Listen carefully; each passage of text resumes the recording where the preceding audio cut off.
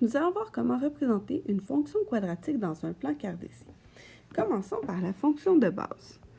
Donc, si nous avons f de x est égal à x au carré. Donc, on va commencer par faire la table des valeurs de cette fonction-là.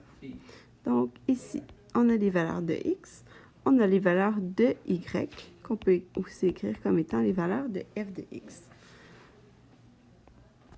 Donc, si x vaut 0, alors x au carré, on va avoir 0 au carré qui va nous donner 0. Si x vaut 1, on va avoir un f de x 1 au carré qui va nous donner 1.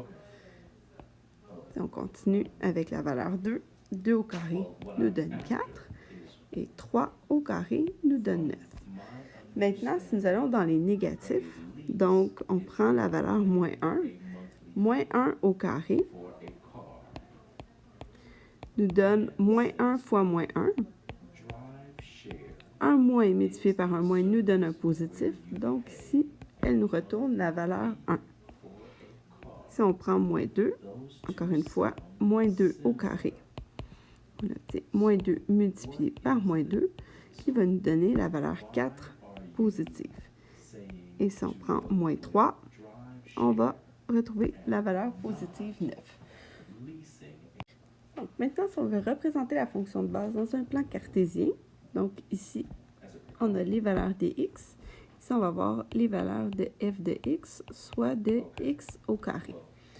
Donc, notre premier point, on a le couple 0, 0. Ensuite, on a le couple 1, 1. On a le couple 2, 4. Et on a le couple 3, 9. 3, 6, 9. Maintenant, si on va de l'autre côté, on a le couple moins 1, 1.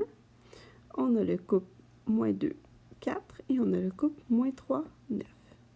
Donc, ici, on remarque que la fonction donc, du second degré est une fonction qu'on appelle symétrique, comme ceci. On remarque aussi que le taux de variation n'est pas constant. Donc, ici, on voit un accroissement de 1, ensuite un accroissement de 3, suivi d'un accroissement de 5. Donc, on obtient une courbe qu'on appelle une parabole. Et voilà ici.